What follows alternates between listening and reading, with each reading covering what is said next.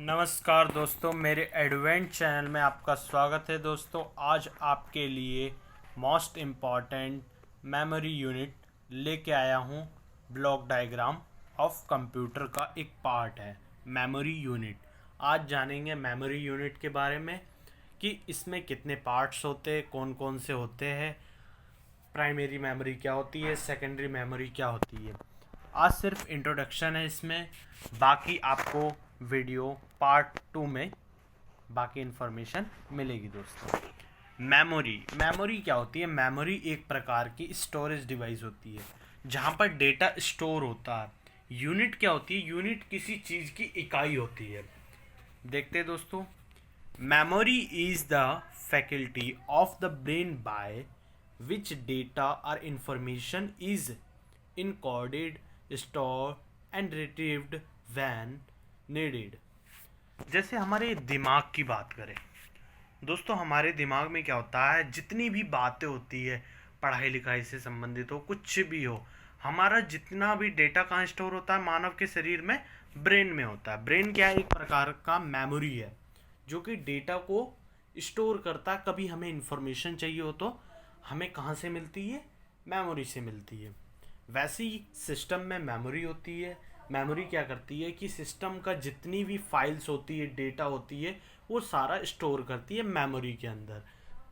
कभी भी हमें इंफॉर्मेशन चाहिए होता है तो हम इनपुट डालते हैं। इनपुट डालने के बाद प्रोसेस होता है और हमें आउटपुट मिल जाता है। दोस्तों,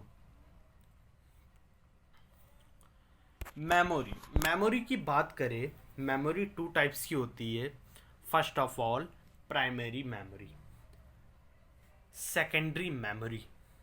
प्राइमरी मेमोरी और सेकेंडरी मेमोरी, ये दो नाम है। प्राइमरी क्या होती है? फर्स्ट मेमोरी, जहाँ पर डेटा फर्स्ट बार आता है।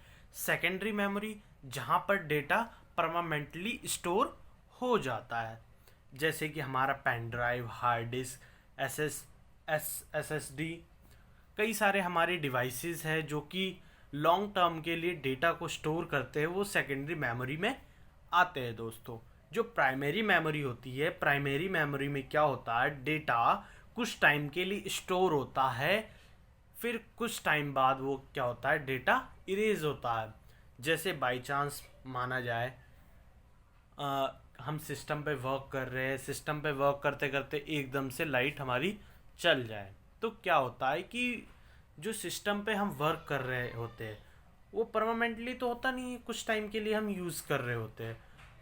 फिर क्या होता है? वो डेटा इरेज हो जाता है। जब इसका नाम प्राइमरी मेमोरी रखा गया और सेकेंडरी मेमोरी। दोस्तों, इसके लिए पर्टिकुलर हर पार्ट के लिए मैं वीडियो बनाऊंगा, उसमें डिस्कस करूंगा इन मूलभूत इकाइयों के बारे में, क्या क्या इनका यूज़ है, कितनी स्टोरेज होती है, कैसे वर्क करता है कंप्यूटर में, इसका यूज़ क्या है। प्राइमरी मेमोरी टू टाइप्स की होती है दोस्तों। एक होती है रैम, एक होती है रोम।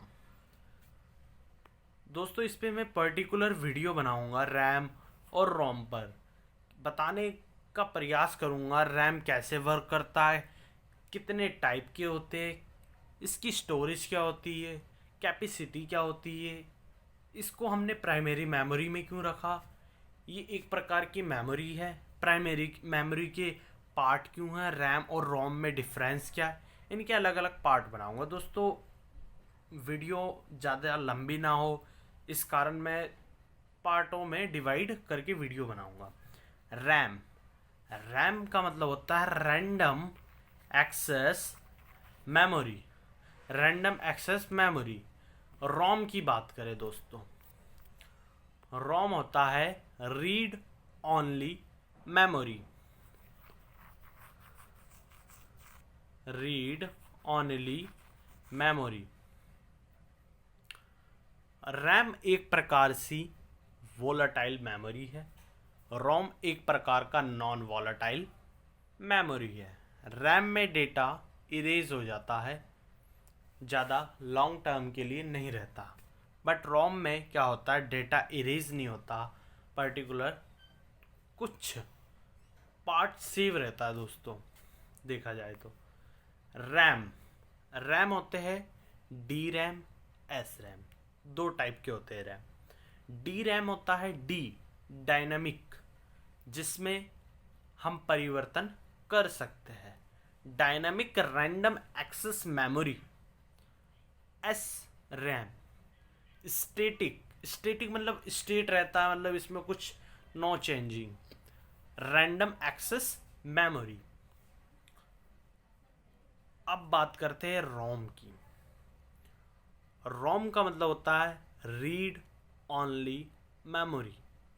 इसके टोटल मेनली देखा जाए तो 4 टाइप्स के होते हैं, बट ज़्यादा डिटेल्स में जाए तो 5 टाइप के होते हैं।